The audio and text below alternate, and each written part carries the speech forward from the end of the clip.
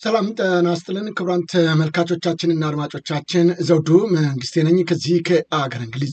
አሁን የዘውዱ ሾው አጫጭር ዜናዎችን አቀርብላችኋለሁ። በቅድሚያም ርዕሶቹን እንሆ። ፋኖ የዳውንት ወረዳን ተቆጣጠረ። የመንግስት ባለስልጣናቱ በቁጥጥር ስር ዋሉ። የሚስ ወርልድ ኢትዮጵያትም ተገደለች። የመንግስት ባለስልጣኑ ተፈረደበት። ሲኖዶሱም መግለጫ አወጣ። የቅዱስ ገብርኤል በዓልም በሰላም መከበሩ ተነገረ። ታዋቂው የሚዲያ ተጽዕኖ ፈጣሪም ተገደለች። 3 እህትማማቾችን በአንድ ቀን አንድ ወንድን አገቡ። ጉዳስ ብሏል ጉዳዩ። ብሪታንያም ጦሯን አዛለች። አሁን ወደ ዝርዝሩ እንሄዳለን። አብራችሁን ቆዩ። የአማራ ፋኖ ብሔራዊ ንቅናቄ ወሎ ቤተ አማራ ምኒልክ ዕዝ 106ኛ ኮር 31ኛው ስንጥቅ ክፍለ ጦር ዳውንት ወረዳን መቆጣጠሩ ተገለጸ። ሐምሌ 20 2018 ዓ.ም ነው ዳውንት ወረዳን ካገዛዙ ሰራዊት ሙሉ በሙሉ ማጽዳት መቻሉ የታወቀው። ያገዛዙ ሰራዊት መዋቅሩን አፈራርሶ ተበታትኖ እግሬ አውጭኝ በማለት የፈረጠጠ ሲሆን በርካታ የሚኒሻና የፖሊስ አባላትም ተማርከዋል። የወረዳው ማህበረሰብ ነፃነቱን በፋኖ ክንድ በማግኘቱ ደስታቸውን የገለጹ ሲሆን የዘር ተኮር ጭፍጨፋው ስርዓት በጨጎማና ወተየ ቆላማ ቀበሌዎች ተበትኖ ደምነፍሱ እየፈረጠጠ እንደሚገኝም ነው የተገለጸው። የቢያድን ሎሌልና ተላላኪ አመራሮች ከሚፈረጠጡት የጁላ ሰራዊት ጋር አብረው መሆናቸውን የአማራ ፋኖ ብሔራዊ ንቅናቄ ወሎ ቤተ አማራ ምኒልክ ዕዝ ህዝብ ግንኙነት መምሪያ መረጃውን ለዘውዱ ሾው ሚዲያ ልኮልናል። በምስራቅ ጎጃም ጎንቻ ሲሶ አነሴ ወረዳ ከፍተኛ የፖሊስ አመራሮች ትግሉን ተቀላቀሉ። በምስራቅ ጎጃም ዞን ነው ጎንቺ ሲሶ እነሴ ወረዳ ለትግራይ ጦርነት አንዋጋም ያሉ 2 የፖሊስ ከፍተኛ አመራሮችን ጨምሮ 4 ፖሊስና 3 ሚኒሻዎች ትግሉን መቀላቀላቸው የታወቀው። ከነዚህም ውስጥ ኢንስፔክተር አሸናፊ ከፍ ያለ፣ ኢንስፔክተር ያበባል አዝመራው፣ ሳጅን በላቸው ዳምጤ፣ ሳጅን ሁነኛው ቢሆነኝ፣ ሳጅን ደጉ ቢተው፣ ሚኒሻ ጋሻው ዳሩ፣ ሚኒሻ ገበያው አረጋ፣ ሚኒሻ ጥላው ላቀ መሆናቸው ታውቀዋል። እነዚሁ ፋኖን እየተቀላቀሉት በትግራይና በአብይ አህመድ ሰራዊት በኩል ግልጽ የጦርነት እንቅስቃሴ መጀመሩ ተከትሎ ነው። የሚኒሻና የፖሊስ አባላቱ ለግዳጅ እየተዘጋጁ ሲሆን ወደ ትግራይ ጦርነት አንዘምትም ያሉ ያገዛዙ አገልጋዮች እየታሰሩ እንደሚገኙ ማወቅ ተችሏል። የራምቦ ክፍለ ጦር በብልጽግና 103ኛ ኮማንዶ ክፍለ ጦር ላይ ልዩ ኦፕሬሽን ፈጸመ። የአማራ ፋኖ ብሔራዊ ንቅናቄ ሸዋ ጠቅላይ ግዛት አሳምነው ዕዝ የአፄ አምደ ጽዮን ኮር አካል የሆነው የራምቦ ክፍለ ጦር ነው በጠላት ኃይል ላይ በአይነቱ ለየት ያለና የተሳካ ኦፕሬሽን ማካሄዱን የኮሩ ሚዲያና ኮሚኒኬሽን ከግንባር ባደረሰን መረጃ ኦፕሬሽኑ የተፈጸመው ሐምሌ 22 2018 ዓ.ም ከሌሊቱ 10 ሰዓት እስከ ጠዋቱ 2 ሰዓት ባለው ጊዜ ውስጥ በተካሄደው ጠንካራ ውጊያ እንደሆነ ነው ያሳወቀው። ይህ ኦፕሬሽን በይፋትና ጥሙጋ አውራጃ በሚገኙ አርመኒያ፣ ማፉድ፣ ገደባ፣ ማፉድ የውሃ ታንክና ማፉድ ሚካኤል ቤተክርስቲያን አካባቢዎች ላይ የተደረገ ኦፕሬሽን መሆኑንም ገልጧል። በእነዚህ ስፍራዎች ላይ ሰፍሮ የነበረው የብልጽግና 103ኛ ኮማንዶ ክፍለ ጦር የማዳግም እርምጃ መውሰዱን የጠቀሰው ኮሩ የራምቦ ክፍለ ጦር ባደረገው ስልታዊ ውጊያ የጠላትን ምሽግ ማስለቀቁንና የጠላትን ኃይልም መደምሰሱን እንዲሁም ሙትና ቁስለኛ በማድረግ መብረቃዊ ጥቃት መፈጸሙን የአማራ ፋኖ ብሔራዊ ንቅናቄ ሸዋ ጠቅላይ ግዛት አሳምነው የህዝብ ግንኙነት መምሪያ መረጃውን አድርሶናል። የሚስ ወርልድ ኢትዮጵያ እህት ተገደለች። በአዲስ አበባ ከተማ የተፈጸመው ይህ ዘግናኝና ኢሰብአዊ ድርጊት እጅግ አሳዛኝ መሆኑና መነጋገሪያ መደረጉም ታውቋል። የ2026 የሚስ ወርልድ ኢትዮጵያ አሸናፊና ሞዴሊስት ሩት ይርጋለም ታላቅ እህት ወጣት ቅድስት ይርጋለም በቤተል አካባቢ ከቤቱ አቅራቢያ በአጋጆች ከተወሰደች በኋላ ነው በጭካኔ ህይወቷ ማለፉ የተገለጸው። አጋጆቹ 2 ሚሊዮን ብር ቢጠይቁም ምንም አይነት ርኅራኄ በሌለ ሁኔታ የዚችን ንጹህ ወጣት ህይወት ማቀጠፉ ታውቋል።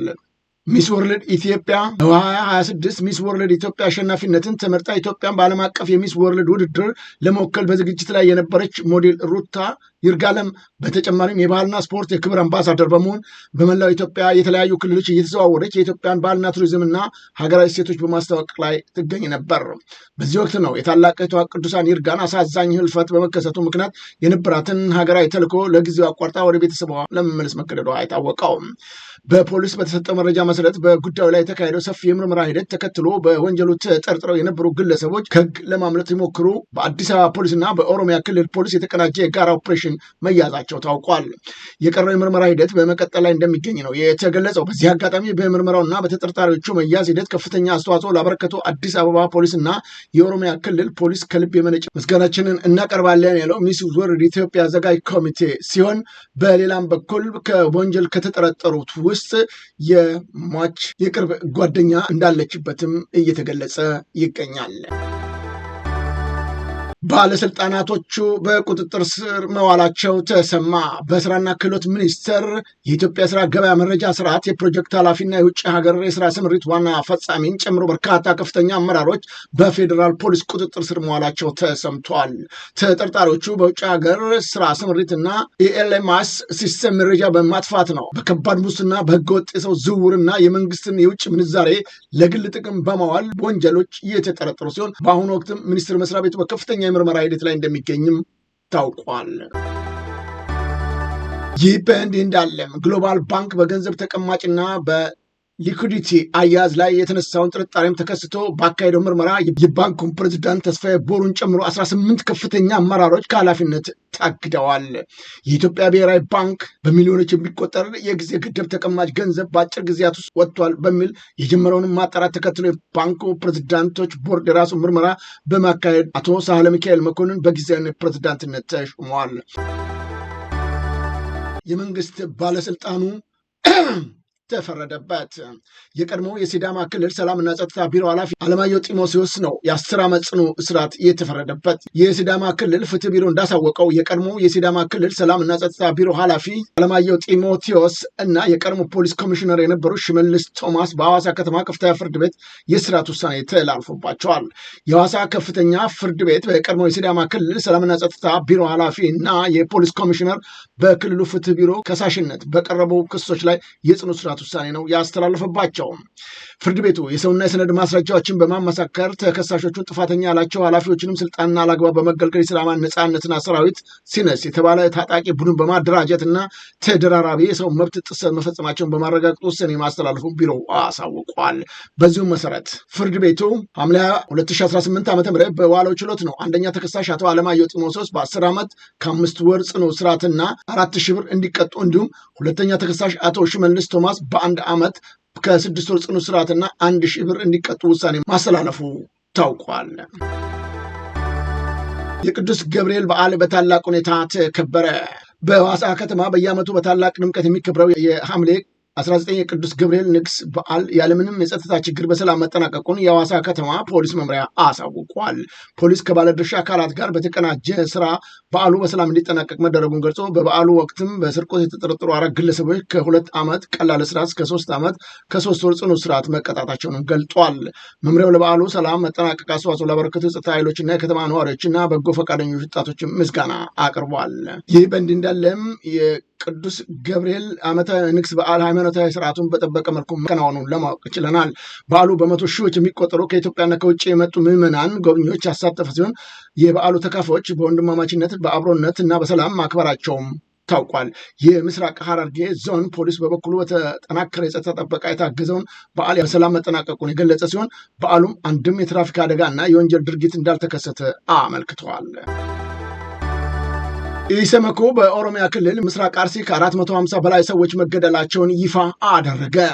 የኢትዮጵያ ሰብአዊ መብቶች ጉባኤ ኢሰመኮ በኦሮሚያ ክልል ምስራቅ አርሲ ዞን በተለያዩ ወረዳዎች ከ2014 ዓ.ም እስከ ግንቦት 24 ቀን 2018 ዓ.ም ድረስ በተፈጸመው የሰብአዊ መብቶች ጥሰቶች ላይ ያካሄደውን የምርመራ ግኝት ይፋ ባደረገበት 158ኛው ልዩ መግለጫው ቢያንስ ከ450 በላይ ንጹሐን ዜጎች መገደላቸውን አሳውቋል። ሀገር በቀል የሰብአዊ መብቶች ተሟጋች ድርጅት ስለ 7 ገጾች ባወጣው ሪፖርት መሰረት በዞኑ የሚገኙ 9 ወረዳዎች በታጣቂ አካላት ማንነት፣ ሃይማኖት መሰረት በማድረግ በተፈጸመው ጥቃቶች የሰው ህይወት ከማለፍ ባሻገር በርካታ ዜጎች ለአካላዊ ጉዳት፣ ለእገታና ለአስገድዶ መሰወር ተዳርገዋል ብለዋል። በተጨማሪም ከ14 ሺህ በላይ ሰዎች ከቀያቸው የተፈናቀሉ ሲሆን በርካታ አብያተ ክርስቲያንና የግል ንብረቶች መዘረፋቸውንና መውደማቸውንም ነው ያመለከተው ኢሰመጉ። ህወሓት የድሮን ጥቃት ሊሰነዘርብኝ ይችላል በሚል ስጋት ስብሰባዎቹን በድብቅ እያካሄደ እንዳለ ተነገረ። ከፍተኛ የህወሓት መሪዎች በድሮን የሚሰነዝረውን ጥቃት ስጋት ምክንያት መደበኛ ስብሰባዎችን በድብቅ የመሬት ውስጥ ቦታዎች እያደረጉ መሆኑን ምንጮች ተናግረዋል። እነዚሁ ከፍተኛ የህወሓት መሪዎች በድሮን የሚሰነዝረውን ጥቃት ስጋት ምክንያት መደበኛ ስብሰባቸውን በድብቅ መሬት ውስጥ ቦታዎች እያደረጉ እንደሆኑ ምንጮች ተናግረዋል። ይህ እርምጃ የአመራሩን ደህንነት ለማረጋገጥ እና ከአየር ላይ የሚሰነዝር ወታደራዊ ጥቃት ለመከላከል ያለመ እንደሆነም ታውቋል። የካቢኔና የምክር ቤት ስብሰባዎች በከፍተኛ ምስጢራዊ መሬት ውስጥ ሰፈሮች ውስጥ እየተካሄዱ እንዳለ የተገለጸ ሲሆን ጂፒኤስ ወይም በአካባቢው ላይ የተመሰረቱ የስልክ ግንኙነቶችን ወደ ውጭ ዓለም አቀፍ በማስተላለፍ ከፍተኛ የቴክኖሎጂ ጥንቃቄዎችን ለማድረግ እየሞከሩ እንዳለም ተነግረዋል፣ ታውቋል። የተከለከሉ ፕላስቲኮች ሲያከፋፍሉ የተገኙ 46 የምርት አከፋፋዮች መዘጋታቸውን የአዲስ አበባ አካባቢ ጥበቃ ባለስልጣን አሳወቀ። ይህ የተገለጸው ባለስልጣኑ በትላንትናው ዕለት በጀመረው 3ኛ ዙር ጽዱ ኢትዮጵያን ለትውልድ የከተማ አቀፍ መድረክ ላይ ነው። በፕላስቲክ ብክለት ቁጥጥር ስራ 150 ልዩ ልዩ አካላቶች ከ5 ሚሊዮን ብር በላይ የቅጣት ገንዘብ እንደከፈሉ በመድረኩ ተገልጿል። ኢትዮጵያ ለአንድ ጊዜ አገልግሎት የሚውሉ የፕላስቲክ ምርቶችን የሚከለክል መመሪያ ከጥር 3 2018 ጀምሮ ተግባራዊ ማድረጓ የሚታወቅ ነው። ተፈታኞች ወደ መቀሌ ዩኒቨርሲቲ መግባት ጀመሩ። በትግራይ ክልል ነው የ12ኛ ክፍል ብሔራዊ ፈተና በወረቀት የሚወስዱ ተማሪዎች ወደ መቀሌ ዩኒቨርሲቲ ግቢ መግባት መጀመራቸው ዩኒቨርሲቲው አሳውቋል። ለተፈታኞቹ አቀባበል የሚደረግላቸው ሲሆን አስፈላጊው ገለጻና ማብራሪያ ከተሰጣቸው በኋላ ከሐምሌ 22 እስከ 24 ቀን ፈተናውን እንደሚወስዱም ነው የተገለጸው። ህወሓት ከሳምንት በፊት የ12ኛ ክፍል ተማሪዎች በራሴ ፈተና አውጥቼ እፈትናለሁ፣ ዩኒቨርሲቲም እመድባለሁ ሲል እንደነበረ አይዘነጋም።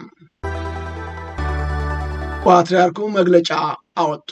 የደቡብ ወሎ ገዳም ጥቃትን በተመለከተ ነው ፓትርያርኩ መግለጫ ያወጡት። ፓትርያርኩ በመግለጫቸው በጥቃቱ የመናንያን መነኮሳትን ህይወት በግፍ መጥፋቱን፣ በርካታ መቁሰላቸውንና በገዳሙ በንዋየ ቅድሳት ላይ ውድመት መድረሱን ከሀገረ ስብከቱ መግለጫ በከፍተኛ ሐዘን መስማታቸውን ነው የገለጹት። በተመሳሳይም በዚህ ዕለት በሀዲያ ስልጤ ሀገረ ስብከት በአምልኮ ስፍራ ኃይል መፍረሱን፣ ምዕመናን ላይ ጥቃት መድረሱን በመግለጽ ድርጊቱን የሚያሳዝን በፍጹም ተቀባይነት የሌለው የተወገዘ ተግባር መሆኑንም ገልጠዋል። አሰቃቂውን ጥቃት የፈጸሙ ተጠያቂዎች ለፍትህ እንዲቀርቡ፣ ሌሎችም ገዳማት አድባራትና ደህንነታቸው እንዲጠበቅና ለተጎዱትም ተገቢው ድጋፍ እንዲደረግላቸው ነው ጥሪ ያቀረቡት። በመጨረሻም ህዝበ ክርስቲያኑ መላው ኢትዮጵያውያን የጥቃቱ ሰለባ ከሆኑት ወገኖች ጋር በመንፈሳዊ ሆነ በሰብአዊ ድጋፍ እንዲቆም አሳስበዋል። ለተበደሉት ፍትህ፣ ለቆሰሉ ፈውስን፣ በግፍ ህይወታቸውን ላጡ እረፍት ነፍስን፣ ለቤተ ክርስቲያኑና ለሀገሪቱ ፍጹም ሰላም እንዲሰጥ አባታዊ መልእክታቸውን አስተላልፈዋል።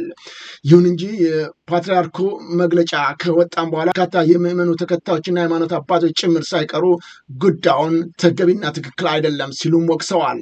ይህ ሁሉ ግፍና በደል በሃይማኖቷ ላይ እየወረደ ብፁዕ አባትና ሲኖዶስም ጭምር እንደነዚህ አይነት መግለጫዎችን በማውጣት በዝምታ ማለፋቸው ተገቢ አይደለም ሲሉም ወቅሰዋል። አሁን ወደ ውጭ ዜናዎች እናመራለን። ህንድ በቦምባይ አውሮፕላን መጸዳጃ ቤት ውስጥ ከ12 ኪሎ ግራም በላይ ወርቅ ደብቀዋል የተባሉ 3 ኢትዮጵያውያን መያዛቸው ተሰማ።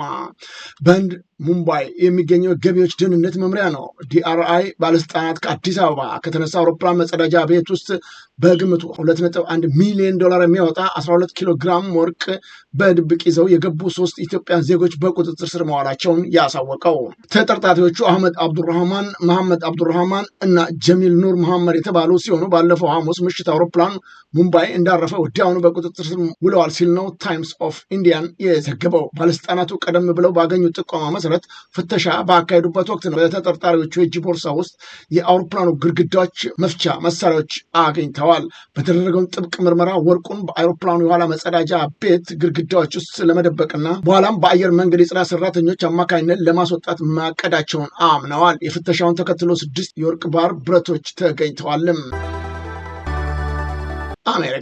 በአሜሪካ የኢትዮጵያን ጊዜያዊ መኖሪያ ፈቃድ ወይም ቲፒኤስ እጣ ፈንታ በፍርድ ቤት ውሳኔ ተገታ። የአሜሪካው የፌዴራል ዳኛ ብራን የትራምፕ አስተዳደር በስደት ላይ ባሉ ኢትዮጵያ ላይ የጣለውን ጊዜያዊ መኖሪያ ፈቃድ ወይም ቲፒኤስ የማቋረጥ ውሳኔ በጊዜያዊነት አግዶታል። ዳኛውን ውሳኔ ያሳለፉት የአሜሪካው ጠቅላይ ፍርድ ቤት ዝቅተኛ ፍርድ ቤት በኢሚግሬሽን ጉዳዮች ላይ ያላቸውን ስልጣን የሚገድብ ውሳኔ ባሳለፈበት ወቅት ነው። የመሀል ሀገር ደህንነት መስሪያ ቤቱ ዲኤችኤስ ህግ አማካሪ ጄምስ የዳኛውን ውሳኔ በአጠቃላይ ፍርድ ቤቱ ላይ የተደረገ አመፅ ሲሉም አጥብቀው ተችተውታል። ኢትዮጵያን በሀገራቸው በነበረው የጦርነት ሰብአዊ ቀውስ ምክንያት በ22 እንደ አውሮፓ ዘመን አቆጣጠር ይህንን ጥበቃ ያገኙ ሲሆን አዲሱ የትራምፕ አስተዳደር ግን በታህሳስ ወር 2025 ጥበቃው እንዲያበቃ ወስኖ ነበረ።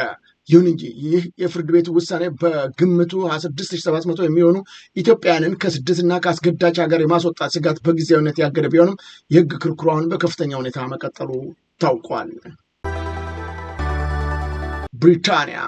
ብሪታንያ የጦር ኃይሏን በተጠንቀቅ እንዲቆም አዘዘች። ኢራን አሜሪካንን ብሪታንያ የጦር ሰፈር ተጠቅማ በላቸው ላይ ጥቃት አካሄደች። የዩናይትድ ኪንግደም የጦር ሰፈር ህጋዊ የጥቃት ኢላማ ይሆናሉ ስትልም አስጠንቅቃለች። ብሪታንያ በበኩሏ የኢራንን ማስጠንቀቂያ ተከትሎ አገሯንና ህዝቧን ጥቅሟን ከማንኛውም ጥቃት ለመከላከል የታጠቁ ኃይሎቿን በ24 ሰዓት በተጠንቀቅ ላይ እንደሚገኙና ከኔቶ አጋሮቿ ጋር በጥምረት ዝግጁ መሆኗንም አሳውቃለች።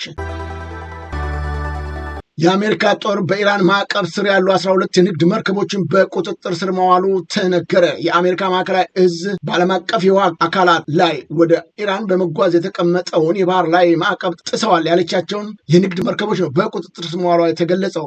በተካሄደው ድንገተኛ የአየር የባህር ላይ ኦፕሬሽን ወታደሮቹ ከሄሊኮፕተር በገመድ በመውረድ መርከቦቹን ያስቆሙ ሲሆን የጫኑትን ጭነት ሰነዶችን ዝርዝር ምርመራ አድርገዋል። ሆኖም ሂደቱ ሙሉ በሙሉ በሰላም አልተጠናቀቀም። የሁለት መርከቦች አባላቶች የታዘዙትን ለማቆም ፈቃደኛ ባለመሆናቸው በአሜሪካ ወታደሮች እርምጃ መርከቦቹ ከመንቀሳቀስ ውጭ እንዲሆኑ መደረጋቸውም ታውቋል። ይህ እርምጃ በአካባቢ ያለውን ዓለም አቀፍ ውጥረት ያባባሰው ሲሆን አሜሪካ በኢራን ላይ የጣለችውን የባህር ላይ ማዕቀብ በጥብቅ ለማስፈጸም ያላትን ቁርጠኝነት የሚያሳይ ነውም ተብሏል። ታዋቂዋ አሜሪካዊ የሶሻል ሚዲያ ተጽዕኖ ፈጣሪ በባሏ ተገደለች። በአሜሪካ ኦክላሃማ ግዛት ውስጥ የምትኖረው የ43 ዓመቷ ሳራ ጊልሰን የተባለች የቲክቶክ ተጽዕኖ ፈጣሪ ነው ባሏ ዳፊ ህፃናትን የሚያስነውር ፔዶፋይል መሆኑን በሶሻል ሚዲያ ይፋ ካደረገች ከ2 ሳምንት በኋላ ነው በባሏ ባለፈው ሐሙስ የተገደለችው። ሳራ ከግድያው በፊት በኔትፍሊክስ የዶክመንተሪ አዝማሚያ ተመርታ ባሏ ታዳጊ ልጅ ላይ ያደረሰውን የጾታ ጥቃት በቪዲዮ አጋርታ እንደነበረ አይዘነጋም። ከዚህ ቀደምም በባሏ ላይ የጥቃቶች ክስ አቅርባ የነበረ ቢሆንም ፍርድ ቤት ባለመቅረቧ ክሶቹ ተዘግተው ነበር። በመጨረሻም በቤታቸው ውስጥ በጥይት ተመተው የተገኙ ሲሆን ዳፊ ሚስቱ ላይ ከተኮሰ በኋላ ራሱን ማጥፋቱን ፖሊስ አረጋግጧል። አስክሬናቸው የተገኘው በቤት ውስጥ የነበረ ህፃን ልጅ ለፖሊስ በደወለው ጥሪ መሆኑም ታውቋል። ህንድ ካሜራማናቸውን በጋራ ያገቡት 3 እህትማማቾች ጉዳይ አነጋጋሪ ሆነ።